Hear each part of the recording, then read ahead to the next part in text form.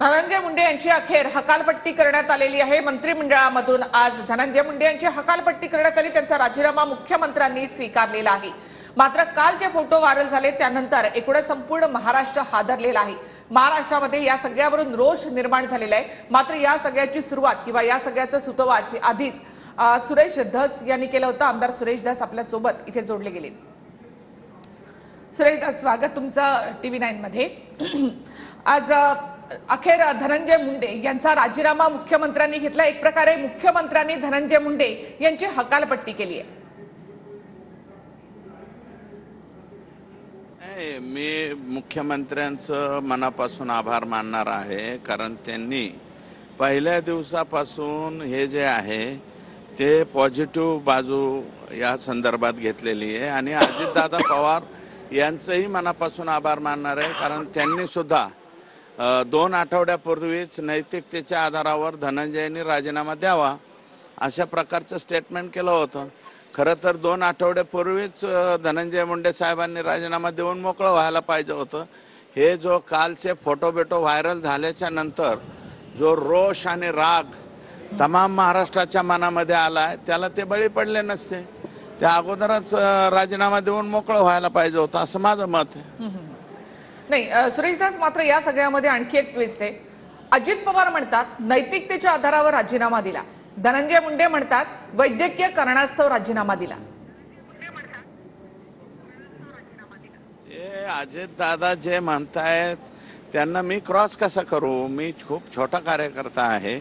कोणत्या काहीने दिला पण दिला, राजीनामा झाला यात आम्ही समाधानी आहोत। या केसमध्ये आता कोणाचा दबाव येणार नाही, बिलकुल दबाव येणार नाही, काय नाही एकदम मोकळे। आणि चार्जशीट अजून सप्लिमेंटरी चार्जशीट दाखल व्हायचं आहे। त्याच्यात ज्यांच्या कोणाचा इन्व्हॉल्वमेंट असेल ते सुद्धा आरोपी होतील, काही वेगळ्या मोका लागल। त्याच्यामुळे आम्ही याच्या बाबतीमध्ये समाधानी आहोत। दस, तुमच्या म्हणण्याचा नेमका हा अर्थ काय आहे? तुम्ही असं म्हणालात की सप्लिमेंटरी चार्जशीट त्यामध्ये दाखल होईल। तुम्ही असं म्हणालात की मगाशी तुम्ही असं म्हणाला होतात की सातपुड्यामध्ये जी खंडणीसाठीची बैठक झाली त्याचीही चौकशी करा। मी म्हणत नाही एक मिनिट ऐका, मी म्हणत नाही सप्लिमेंटरी चार्जशीट दाखल करण्याचा राईट SITनंच त्या ठिकाणी स्वतः ठेवलेला आहे। आणि माझा आरोप मी अजून खंडन केलेलं नाही की सातपुडा या त्यांच्या बंगल्यावरती 19 ऑक्टोबरला हे खंडणीसाठीच बैठक झाली होती, खंडणी फायनल होण्यासाठी। हे आजही बोलतोय, मी कालही बोलत होतो, आज बोलतो आणि उद्या बोलेल। तर आता याची चौकशी पुढे करावी असं तुम्हाला वाटतं का? 100% चौकशी होणारच ना। अजून चौकशी मी नाही, SITनं कुठं म्हणलंय चौकशी सगळे थांबली म्हणून? चौकशी अजून आहे, बरंचसं काही अजून मोजायचं आहे, बऱ्याच जणांना अजून तपासायचं आहे, त्यांचे कॉल रेकॉर्डिंग तपासायचे आहेत। ही घटना घडल्याच्या नंतर, घटना घडायच्या आधी काही लोक आहेत, काही अधिकाऱ्यांचं इन्व्हॉल्वमेंट आहे याच्यामध्ये। महाजन, तो राजेश पाटील ह्या अधिकाऱ्यांचे इन्व्हॉल्वमेंट आहे। आणि बाकीचे सुद्धा बरेच आहेत, वायभाचे, अंजुन, त्यांचे सर्व सहकारी। सुदर्शन घुलेला डेंजर बनवणारा कोण होता तर तो हाच आहे, वायभाषेचा आहे। त्याच्यामुळे हे सगळ्यांचं चौकशी व्हावी अशा प्रकारची आमची विनंती राहील। सुरेश दास, गेल्या 2-2.5 महिन्यापासून तुम्ही मागणी करत होता धनंजय मुंडेंच्या राजीनाम्याची, मात्र त्यावेळेला धनंजय मुंडेंचा राजीनामा झाला नाही। आता मात्र काल ज्या वेळेला हे सगळे फोटो व्हायरल झाले, खरं तर याचं गांभीर्य तुम्ही सभागृहामध्ये त्याच वेळेला 16 डिसेंबरला जाणवू दिलं होतं। मात्र ज्या वेळेला फोटो आले त्यावेळेला संपूर्ण महाराष्ट्र हादरला आणि अखेर धनंजय मुंडेंचा राजीनामा घ्यावा लागला असं तुम्हाला मी 16-12लाच हे गांभीर्य लक्षात आणून दिलं होतं सभागृहाच्या। परंतु काय की बरेच जण म्हणले सुरेश धस तू जरा अतिरंजित बोलतो, काहीतरी बोलतो, असं नसेल झालं। पण चार्जशीट दाखल झाल्याच्या नंतर हे सगळं बाहेर आलं आणि त्याच्यामुळं संपूर्ण राज्यामध्ये क्षोभ एक प्रकारचा उसळला। आणि ते देशमुख कुटुंबीय आणि ते मस्साजोग गाव काय सहन करतंय तुम्ही जरा बघा ना। त्या कुटुंबाची मेंटॅलिटी काय झालेली आहे सारखं सारखं तेच तेच तेच तेच तेच म्हणल्यामुळं प्रचंड बेकारी झालेली आहे. त्याच्यामुळं यांचा राजीनामा आवश्यक होता, तो झालेला आहे. मुख्यमंत्र्यांनी आणि उपमुख्यमंत्र्यांनी घेतलाय, त्याच्याबद्दल त्या दोघांचा आभार. सुरेश दास, पंकजा मुंडे असं म्हणाल्या देर से आए दुरुस्त आहे. तुम्हाला असं वाटतं की असं आहे की मग दुरुस्त आहे लेकिन देर से आए? त्या काय म्हणाल्या ते मी पाहिल्याच्या नंतर त्याच्यावर बोलल, आता नको. काल परवा त्या म्हणल्या होत्या की पुण्यामध्ये बीडचं विचारू नका, ते तुम्ही देरशे आहे दुरुस्त आहे ते जे म्हणलेले आहेत ते खरं आहे का खोटं आहे आधी मला बघू द्या, मग त्याच्यावर मी प्रतिक्रिया देईन. सुरेश दास, हे सगळे फोटो व्हायरल झाल्यानंतर कालपासून संपूर्ण महाराष्ट्रामध्ये प्रचंड रोष आहे. हा रोष खरं तर तुम्ही आधी देखील अनुभवलेला आहे किंवा लोकांना ते सगळे फोटो बघून व्हिडिओ बघून नेमकं काय वाटलं असेल याची कल्पना तुम्ही स्वतः करू शकता, कारण तुम्ही स्वतः हे पाहिल्यानंतर सभागृहामध्ये तुम्ही भावूक झाला होतात. आज जी काही प्रतिक्रिया महाराष्ट्रामध्ये उमटते त्यावरून फक्त मुंडेंचा राजीनामा हे त्याचं उत्तर असू शकतं का? मुंडेंचा राजीनामा एवढंच उत्तर नाही, या सगळ्यांना फाशी झाली पाहिजे हे त्याचं शेवटचं उत्तर आहे. आणि या सगळ्यांना फाशी झाल्याशिवाय आम्ही गप्प बसणार नाहीत. हे काय प्रकरण आजच थोडे संपलं, एक राजीनामा एक किरकोळ बाब आहे. बाकीचं महत्वाचं आता पुढे आहे. हे फास्ट ट्रॅक कोर्टात चालवणं, या लोकांना कुठलीही संधी न मिळून देणं, जे साक्षीदार आहेत यात 150-145 साक्षीदार आहेत, ते साक्षीदार टिकून ठेवणं, अधिकारी टिकून ठेवणं, याच्यामध्ये खूप मोठी पुढं अजून कसरत आहे. ती कसरत आम्ही देशमुख कुटुंबीय, मसाजोगकर आणि आम्ही सगळेजण मिळून त्या ठिकाणी करू. सुरेश दास, तुम्ही असं म्हणाला होता हे फक्त एक प्रकरण नाही, यामध्ये अनेक प्रकरणं अशी जोडली गेलेली आहेत. हे खंडणीचं हत्येचं एकच प्रकरण आहे असंही तुम्ही म्हटलात. या आधीच्या ज्या काही हत्या झालेल्या आहेत त्या सगळ्याचा देखील तपास करायला हवा. मग त्यामध्ये महादेव मुंडे यांची हत्या महादेव मुंडे 16 महिने झाला अजून काही सापडलं नाही. अजून 1, 2, 3 प्रकरणं आहेत. आता ते प्रकरणं येतील पुढं. त्यात काही प्रकरणामध्ये कोर्टाकडून गुन्हे दाखल झाले, शेवटी इथल्या परळीच्या पोलिसांनी नाही दाखल केले, शेवटी कोर्टाकडून दाखल झालेले आहे. आणि आता अनेक लोक, कारण आता सुटकेचा निश्वास सोडतील लोक की बाबा ह्या आकाच्या माग मोठा आका नाहीये, मग आता आपल्याला त्या ठिकाणी पुढे जायला हरकत नाही, म्हणून आता अनेक लोक फिर्यादी द्यायला येतील.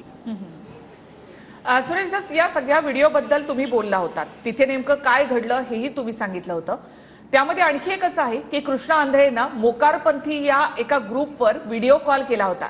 ज्यावेळेला संतोष देशमुखांना अशा प्रकारे निर्घृण मारहाण होत होती त्यावेळेला दहशत पसरवण्याच्या हेतूनं हा व्हिडिओ कॉल केला गेला होता. कशी मारहाण होते ते बघा हे दाखवण्यासाठी हा व्हिडिओ कॉल केला गेला होता अशी माहिती मिळते. 15 व्हिडिओ कॉल केलेत. 15 व्हिडिओ कॉल केलेत या लोकांनी, एक नाही दोन नाही, 15 व्हिडिओ कॉल. आता ते SITने तपासणी असतील ना, कुणा कुणाला केलेत, काय केलेत, आकाला केलाय का, विष्णू चाटे छोटा आका त्याला केलाय का, सुदर्शन घुलेला बाप म्हणतो, आधीच वाल्मिक कराड म्हणलेला आहे मी जिल्ह्याचा बाप आहे. आता हे बाप म्हणून आमचे काय, आमचे बाप कुठं नेऊन घालायचे हेच आम्हाला कळणार ना. मात्र सुरेश दास, या सगळ्यामध्ये कृष्णा आंधळे अद्यापही फरार आहे. त्याच्याविषयी एक शंका व्यक्त केली जाते, कदाचित कृष्णा आंधळे सापडला तर आणखी काही पुरावे मिळू शकतील. सापडेल कुठं जातो तो, पळून कुठं जाणार आहे मॅडम, तो सापडणार आहे. तुम्ही चिंता करू नका, पोलीस 100% सापडवतात.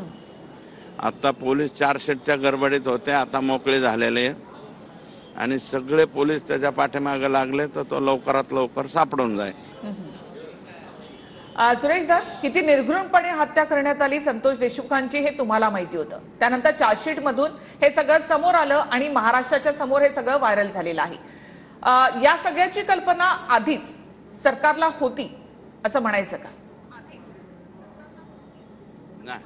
नाही, अजिबात नाही. कोर्टामध्ये चार्जशीट दाखल केल्याशिवाय राज्याच्या गृहमंत्र्यांच्या पुढे सुद्धा ते येत नाही. एवढं ही गोष्ट माहीत असायला पाहिजे ना मॅडम तुम्हाला.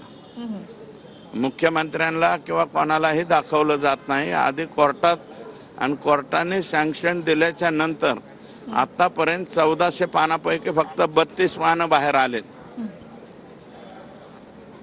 नक्की सुरेश दास, मात्र त्याआधी तुम्ही कित्येकदा तरी मुख्यमंत्र्यांची उपमुख्यमंत्र्यांची देखील भेट घेतलेली होती. तुम्ही या सगळ्याचं गांभीर्य जाणवून दिलं असणार. मग त्याच वेळेला धनंजय मुंडेंचा राजीनामा व्हायला हवा होता, घ्यायला हवा होता, किंवा मग त्यांना सरकारमध्ये सामील करून घ्यायला नको होतं असं तुम्हाला वाटतं का?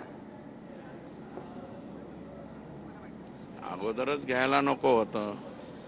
त्यावेळेस सामावून घेतलं अजितदादांनी, पण नंतर अजितदादांनी सांगितलं नाही नैतिकतेच्या जोरावर तुम्ही हे काढून टाका म्हणून. पण तरी त्यांनी ऐकलं नाही. ते शेवटपर्यंत वाट पाहत राहिले. आणि काल हे बिभत्सवानं चित्र ज्यावेळेस पुढे आलं, मग आता राजीनामा दिला. आता राजीनामा देऊन उपयोग काय? तुम्ही अगोदरच द्यायचा. नक्कीच महाराष्ट्र देखील तेच विचारतो की आत्ता राजीनामा घेऊन किंवा आत्ता राजीनामा देऊन उपयोग काय? उपयोग नाही. त्यांना सिंपत्ती मिळणार नाही. आता अगोदर दिला असता तर सिंपत्ती मिळाली असते. आता हे एवढं चित्र बाहेर आल्यावर आता काय सिंपत्ती मिळणार त्यांना? नक्कीच ही जी निर्घृणता आहे या संदर्भामध्ये तुम्ही नेहमी वारंवार बोलत होतात आपल्या सभांमधून, आपल्या भाषणांमधून. कराड टोळीची अशीच ही दहशत होती परळीमध्ये? हो, परळीमध्ये नाही, अख्ख्या जिल्ह्यात. आणि जिल्ह्याचं क्रॉस करायला लागले होते.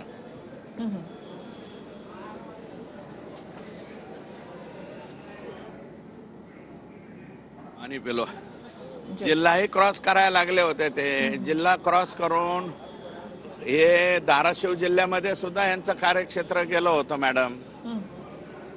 आता याच्यात काही आरोपी धाराशिव जिल्ह्यातले बी होणार आहेत.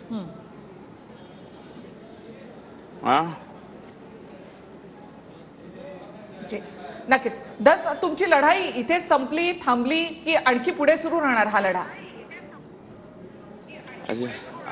ती शेवटपर्यंत, हे फाशीला जाईपर्यंत आमची लढाई चालू राहील. ती लढाई संपणार नाही. कुणाचा राजीनामा झाला म्हणून लढाई संपणार नाही. लढाई आता आणखी जोरात आणि शेवटपर्यंत द्रौपदी मुर्मू यांचा शेवटचा जो माफीनामा असतो तिथपर्यंत आमची लढाई चालू राहील. धन्यवाद सुरेश दास, तुम्ही आमच्याशी बोललात त्याबद्दल. सुरेश दास यांनी सगळ्यात आधी हे सगळं प्रकरण जे आहे ते बाहेर काढलेलं होतं. वारंवार त्यांनी या संदर्भामध्ये मागणी केलेली होती. अखेर धनंजय मुंडे यांचा आज राजीनामा झाला.